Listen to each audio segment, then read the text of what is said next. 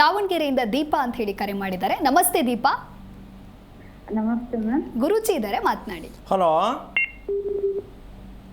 Hello. ನಮಸ್ತೆ ಗುರುಜಿ, ನನ್ನ ಹೆಸರು ದೀಪಾ, ದಾವಣಗೆರೆಯಿಂದ. ಅಕ್ಕ ಹೇಳಮ್ಮ, ಏನಾಗಬೇಕಿತ್ತು ಹೇಳಪ್ಪ. ಬ್ಲಾಕ್ ಇದೆ ಅಂತ ಹೇಳ್ತಿದ್ದಾರೆ ಅಮ್ಮ. ಅದಕ್ಕೆ ಒಂದು ಟ್ಯೂಬು ಬ್ಲಾಕ್ ಇದೆ ಅಂತ ಹೇಳಿದ್ರು ಗುರುಜಿ, ಇದು ಹಾಸ್ಪಿಟ್ಲಲ್ಲಿ. ಹಾಂ, ಅದಕ್ಕೆ ಏನು ಮಾಡಬೇಕು ಗುರುಜಿ? ಮಕ್ಕಳಾಗಿಲ್ಲ. ಓಕೆ. ನಿಮ್ಮ ದೇವ್ರು ಯಾವುದು? ನಮ್ಮ ದೇವರು ಇದು ಗುರುಜಿ, ಹ್ಞೂ, ತೋಳ್ದ ಭವಾನಿ. ಗಂಡು ದೇವ್ರು ಯಾವುದಮ್ಮ? ಅದು ತೋಳ್ದ ಭವಾನಿ. ಗಂಡು ದೇವ್ರು ಕೇಳ್ತೀನಿ ಹಬ್ಬ. ಹಾಂ ಹಾಂ, ಗುರುಜಿಯಮ್ಮ.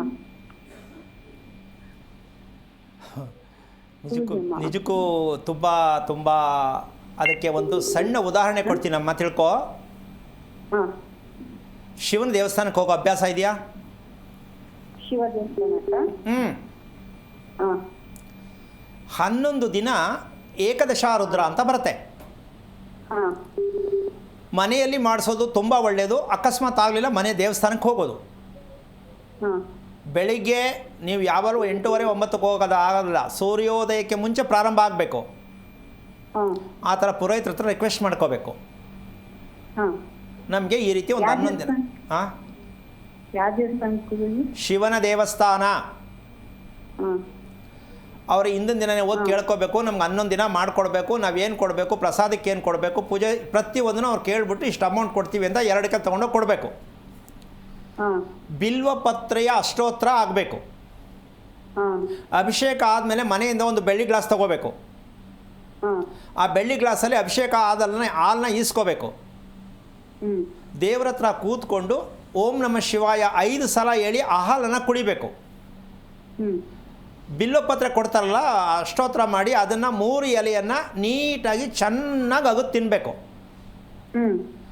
3/4 ಗಂಟೆ ಬಿಟ್ಟು ತಿಂಡಿ, ಕಾಫಿ, ಟೀ ಏನು ಬೇಕಾದ್ರೆ ತೊಗೋಬೋದು. ಹಾಂ. ಮತ್ತು ಗಂಧ ಹಚ್ಚಿರ್ತಾರಲ್ಲ ಲಿಂಗಕ್ಕೆ, ಹಾಂ. ಅದನ್ನು ಈಸ್ಕೊಂಡು ಹಣೆಗೆ ಹಚ್ಕೋಬೇಕು. ಹಾಂ. ಮತ್ತು ಸ್ವಲ್ಪ ನಾಭಿಗೆ ಹಚ್ಕೋಬೇಕು. ನಾಡಿಗೆ? ನಾಭಿ, ಒಕ್ಕಳು. ನಾಡಿ. ಹಾಂ ಹಾಂ ಹಾಂ. ಅಯ್ಯೋ, ಕನ್ನಡ ಇನ್ನೂ ಎಷ್ಟು ಕಲಿಸ್ಕೊಳ್ಬೇಕೋ ಗೊತ್ತಿಲ್ಲ. ಆ ನಾಭಿಗೆ ಮತ್ತು ಹಣೆಗೆ ಹಚ್ಕೋಬೇಕು. ಹಚ್ಕೊಂಡಾಗ ಮನಸ್ಸು ತಣ್ಣಗಿರುತ್ತೆ. 11 ದಿವಸ ಬೇಡ, 5 ದಿನ ಮಾಡಿ ಅವಕಾಶ ಆದರೆ ಕರೆ ಮಾಡಿ ನೋಡು, ಎಷ್ಟು ನಿದ್ದೆ ಬರುತ್ತೆ, ಯಾವ ಕಾರಣಕ್ಕೂ ಹೆಂಗೆ ಫಿಲ್ ಆಗುತ್ತೆ ಅದು ಅಂತ ಡಾಕ್ಟ್ರೇ ಸರ್ಪ್ರೈಸ್ ಆಗ್ಬೋದು. ಏನಪ್ಪ ಇದು ಈ ಮಟ್ಟಕ್ಕೆ ಬದಲಾವಣೆ ಐತೆ ಅಂತ. ಮಾಡ್ತೀಯಮ್ಮ? ಮಾಡ್ತೀನಿ. ಅದು ಬ್ಲಾಕ್ ಆಗಿರೋದು ಓಪನ್ ಆಗುತ್ತೆ ಗುರುಜಿ. ಒಂದು ನಿಮಿಷ, ಇದು ಮಾಡು ತಾಯಿ. ಇದು ಮಾಡಿದಾಗ ನಿನಗೆ ಏನು ಫಲಿತಾಂಶ ಅಂತ ಗೊತ್ತಾಗತ್ತೆ. ನಾನು ಅದಾಗತ್ತೆ ಇದಾಗತ್ತೆ ಅಂತ ನಾನು ಹೇಳೋದು ದೇವರಲ್ಲ. ನಾನು ಪ್ರಯತ್ನವನ್ನು ಮಾಡು. ಮತ್ತು ಮನದೇವರನ್ನು ಬಿಟ್ಟು ಬದುಕ್ತಾ ಇದ್ದೀರಾ ನೀವು. ಬರೀ ಹೆಣ್ದೇವ್ರು ಮಾತ್ರ ಹೇಳ್ತಾ ಇದ್ದೀರಾ. ಗಂಡ ಇಲ್ಲದೆ ಹೆಂಡತಿ ಇಲ್ಲ, ಹೆಂಡತಿ ಇಲ್ಲದೆ ಗಂಡ ಇಲ್ಲ. ಒಂದೇ ದೇವ್ರು ಹಿಡ್ಕೊಂಡು ಹೆಂಗೆ ಮಾಡ್ತಾ ಇದ್ದೀರಾ ನೀವು? ಸುಮಾರು ಜನ ಈ ಥರ ಇದ್ದಾರೆ. ಫಸ್ಟ್ ಇದನ್ನು ಮಾಡಿ, ಶಿವನ ಮೊರೆ ಹೋಗಿ ಪ್ರಯತ್ನ ಮಾಡಿ, ಒಳ್ಳೆಯದಾಗಲಿ. ಓಕೆ, ಥ್ಯಾಂಕ್ ಯು ದೀಪಾ ಕರೆ ಮಾಡಿದ್ದಕ್ಕಾಗಿ. ಇನ್ನು ಕುಣಿಗಲ್ಲಿಂದ ಮಂಜುನಾಥ್ ಅಂತ ಹೇಳಿ ಕರೆ ಮಾಡಿದ್ದಾರೆ. ನಮಸ್ತೆ ಮಂಜುನಾಥ್. ಮೇಡಮ್ ನಮಸ್ಕಾರ. ಓಕೆ, ಗುರುಜಿ ಇದ್ದಾರೆ, ಮಾತನಾಡಿ. ಹಲೋ ಸರ್, ನಾವು ಮಂಜುನಾಥ್ ಅಂತ ಸರ್. ನಾನು ಸಾರಲ್ವಲ್ಲ. ಗುರುಜಿ ಹೇಳಿ ಸರ್. ಗುರುಜಿ ಯಾಕಪ್ಪ, ಯಾರ ಹತ್ರ ಮಾತಾಡ್ತೀನೋ ಅರಿವಿಲ್ವಲ್ಲ ಅಣ್ಣ? ಇಲ್ಲ, ಇವೆಲ್ಲ ಬೇಕು. ಇಲ್ಲ ಅಲ್ಲ, ಪ್ರಯತ್ನ ಮಾಡಿ ಅಂತ ಹೇಳ್ಕೊಡ್ತಾ ಇದ್ದೀನಿ ನಾನು ಅಷ್ಟೇ. ಯಾಕೆಂತಂದರೆ ಯಾವ ಮಾತನ್ನು ಯಾವ ಸಂದರ್ಭದಲ್ಲಿ ಬಳಸಬೇಕು, ಇದೇ ಜೀವನದಲ್ಲಿ ಭಗವಂತ ಕೊಟ್ಟಿರತಕ್ಕಂಥದ್ದು. ನಾವು ಎಲ್ಲರ ಹತ್ರನೂ ಒಂದೇ ಮಂತ್ರ. ಮಾರಮ್ಮನಿಗೂ ಅದೇ ಮಂತ್ರ, ಆಂಜನೇಯನಿಗೂ ಅದೇ ಮಂತ್ರ. ದೇವಸ್ಥಾನಕ್ಕೆ ಹೋಗ್ತಾ ಇದ್ದೀನಿ ಅಂತ ಹೇಳಿದ್ದು, ಮಾಡಿದ್ದು ಏನಂತೂ ಒಳ್ಳೆಯದಾಗಿಲ್ಲ. ಇದನ್ನು ಕಲ್ತ್ಕೊಳ್ಳಿ ಅಂತ ಹೆಸರು ಪೂರ್ತಿ ಕೇಳಿಸ್ಕೊಂಡ. ಮಂಜುನಾಥ ಅಂತ ಹೆಸರು ಇಟ್ಕೊಂಡಿದ್ಯಾ, ಅರ್ಥ ಆಗಲಿ ಅಂತ ಹೇಳಿದೆ. ಹೇಳಿ, ಇವಾಗ ಸಮಸ್ಯೆ ಏನು? ಸ್ವಾಮೀಜಿ, ನಮ್ಮ ಮನೇಲಿ ಯಾಕೋ ಎಲ್ಲ ಒಂದೊಂದು ಜನ ತೊಂದರೆ ಇದೆ ಸ್ವಾಮೀಜಿ. ನಮಗೆ ಎಷ್ಟು ವಯಸ್ಸು ನಿನಗೆ? ನನಗಾಲೆ ಒಂದು 42 43 ಸ್ವಾಮೀಜಿ. ಮದುವೆ ಯಾವಾಗಾಯಿತು? ಮದುವೆ ಆಲೆ ಒಂದು 10 ವರ್ಷ ಆಗಿದೆ ಮೇಲೆ. ಮಕ್ಕಳೆಷ್ಟು? 2 ಹೆಣ್ಮಕ್ಳಿದ್ದಾರೆ ಗುರುಜಿ. ಯಾಕೆ ಬೇಜಾರು ಹೇಳ್ತೀಯಲ್ಲ?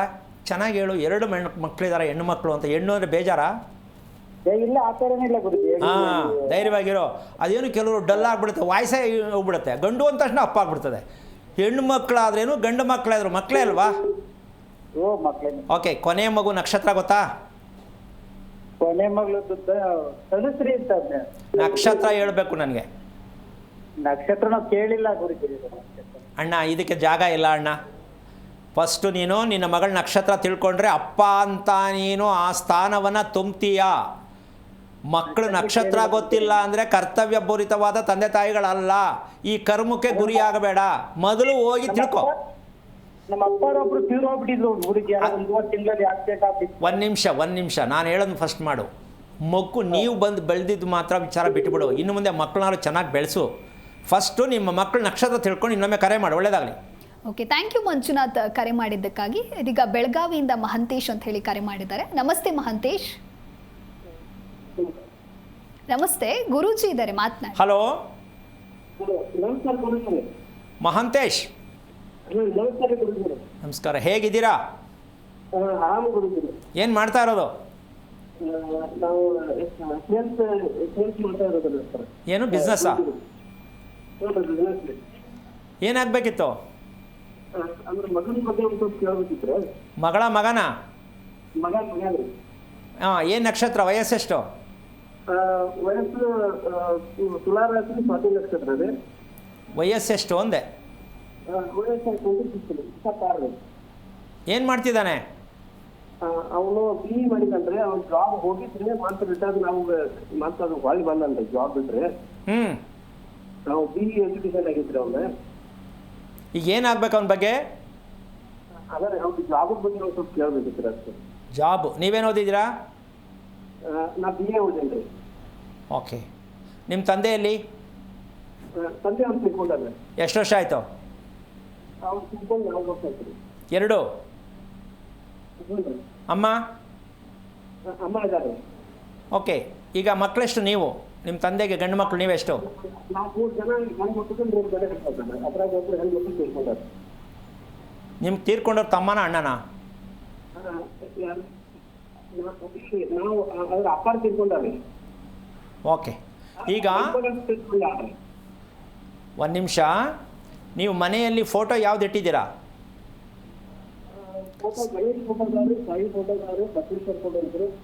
ಸತ್ತೋರ್ ಫೋಟೋ ಎಷ್ಟು ಇಟ್ಟಿದ್ದೀರಾ ಒಟ್ಟು? ಒಂದೇ?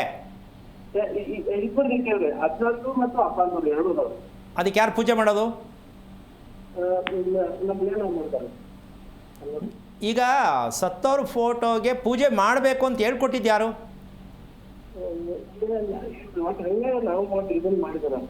ಅಲ್ಲ, ನಿಮ್ಗೆ ಒಳ್ಳೇದೆಲ್ಲ ಆಗಬೇಕು. ಸತ್ತೋರಿಗೆ ಊಟ ಹಾಕಬೇಕಾ, ಪೂಜೆ ಮಾಡಬೇಕಾ?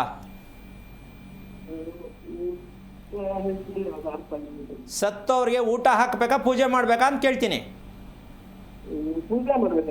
ನೀವು ಮಾಡ್ತಾ ಇರೋದೇನು? ಪೂಜೆ. ಹಾಂ, ಮಗನ ಕೆಲಸ ಎಲ್ಲಿ ಸಿಗುತ್ತೆ? ಬೇರೆಯವ್ರಿಗೆ ಸಿಕ್ಕರು ನಿಮ್ಮ ಮಗ ವಾಪಸ್ ಬರ್ತಾನೆ. ನಿಮ್ಮ ಮಗನಿಗಿನ್ನ ಕಮ್ಮಿ ಓದಿರೋ ಕೆಲಸ ಸಿಗುತ್ತೆ, ನಿಮ್ಮ ಮಗನ ಕೆಲಸ ಸಿಕ್ಕಲ್ಲ. ಯಾಕೆ ಅಂದರೆ ಜನ್ಮ ಕೊಟ್ಟು ಋಣನೇ ತೀರಿಸಿಲ್ಲ ನೀವು. ಸುಮ್ಮನೆ ಏನೋ ಬದುಕಬೇಕು, ಹೆಂಗೋ ಬಂದ್ಬಿಟ್ಟಿದ್ದೀನಿ ಭೂಮಿಗೆ, ಹೆಂಗೋ ದೇವ್ರ ದಾರಿ ತೋರಿಸ್ತಾನೆ. ಈ ಮಂಡತನದಲ್ಲಿ ಜೀವನದಲ್ಲಿ ಬದುಕಿದ್ರೆ ನೆಮ್ಮದಿ ಸಿಕ್ಕಲ್ಲ. ಮಕ್ಕಳ ಬಗ್ಗೆ ಮದುವೆ ಯಾವಾಗ ಆಯ್ತದೆ, ಕೆಲಸ ಯಾವಾಗ ಸಿಗುತ್ತೆ? ನಿಜಕ್ಕೂ ನಮ್ಮ ದೇಶದಲ್ಲಿ ಯಾಕೆ ಇಷ್ಟೊಂದು ಅನಾಹುತ ಆಗ್ತಾ ಇದೆ? ನಿಜಕ್ಕೂ ಅಲ್ಲ. ನಿಮ್ಮ ಬದುಕಿನ ಮೌಲ್ಯ, ನಿಮ್ಮ ಕುಟುಂಬದ ಮೌಲ್ಯಗಳನ್ನು ತಿಳಿಯೋದಕ್ಕೆ ಪ್ರಯತ್ನ ಮಾಡಿದೆ. ನೀವು ಶಾಸ್ತ್ರ ಕೇಳ್ಕೊಂಡು, ದೇವ್ರ ಹತ್ರ ಹೂ ಕೇಳ್ಕೊಂಡು, ದೇವ್ರಿಗೆ ಅರ್ಕೆ ಕಟ್ಕೊಂಡು, ದೇವ್ರಿಗೆ ಬಲಿ ಕೊಟ್ಕೊಂಡು ಜೀವನದಲ್ಲಿ ಹೀಗೇ ಬದುಕಿದ್ರೆ ದುರಂತವಾದ ಜೀವನವೇ ಆಗುತ್ತೆ ಹೊರ್ತು. ಸ್ವಾತಿ ನಕ್ಷತ್ರದಲ್ಲಿ ಮಗು ಏನಕ್ಕೆ ಬರುತ್ತೆ ಅಂದರೆ ಮಾಟ, ಮಂತ್ರ, ಯಂತ್ರ, ತಂತ್ರ, ನಿಂಬೆಹಣ್ಣು ಮಂತ್ರಿಸ್ಕೊಳ್ಳೋದು, ತಡೆ ಒಡಿಸೋದು, ಅಲ್ಲೆಲ್ಲ ಹೋಗಿ ಬರೋದು, ಮನೆ ದೇವ್ರನ್ನ ಬಿಟ್ಬಿಡೋದು, ಈ ರೀತಿ ನಡೆದು ಬಂದ ಸಂಪ್ರದಾಯದಲ್ಲಿ ಸ್ವಾತಿ ನಕ್ಷತ್ರದ ಮಗು ಬರುತ್ತೆ. ಅಂದರೆ ಜೀವನವೆಲ್ಲ ಭಯದಲ್ಲಿ ಬದುಕಬೇಕು. ಹೊಟ್ಟೆ ಗುಡುಗುಡ ಗ್ಯಾಸ್ಟ್ರಿಕ್ ಅಂದರೆ ಯಾರೋ ಮಾಡಿಸ್ಬಿಟ್ಟಿದ್ದಾರೆ ಅಂತ ಹೋಗಬೇಕು. ಈ ಅನುಮಾನದಲ್ಲೇ ಬದುಕಬೇಕಾಗತ್ತೆ. ಮೊದಲು ಸ್ವಾತಿ ನಕ್ಷತ್ರ ಮಗು ಏನಕ್ಕೆ ಹುಟ್ಟಿತು, ಇದಕ್ಕೆ ನಾವೇನು ಮಾಡಬೇಕು ಅಂತ ತಿಳ್ಕೊಳ್ಳೋಕೆ ಪ್ರಯತ್ನ ಮಾಡೋಣ. ತಲೆ ಕೆಡಿಸ್ಕೋಬೇಡ. ಒಳ್ಳೆಯದಾಗಲಿ. ಜಿ ಕನ್ನಡ ನ್ಯೂಸ್ ಈಗ ನಿಮ್ಮ ಮನೆಯಲ್ಲೇ ನೋಡಿ. ಎಲ್ಲ ಕೇಬಲ್ಗಳಲ್ಲಿ ಈಗ ಲಭ್ಯ.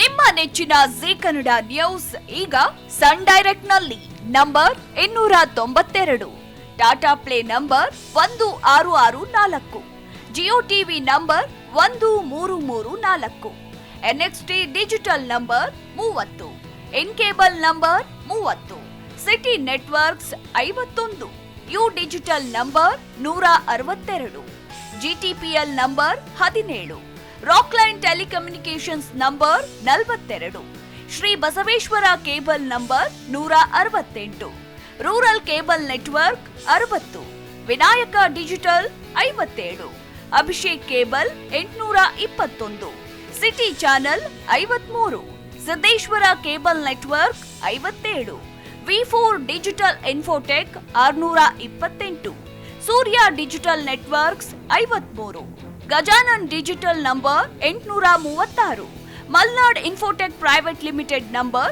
56, Metrocast number 830, victory digital number 167ರಲ್ಲಿ ನೋಡಿ ಆನಂದಿಸಿ.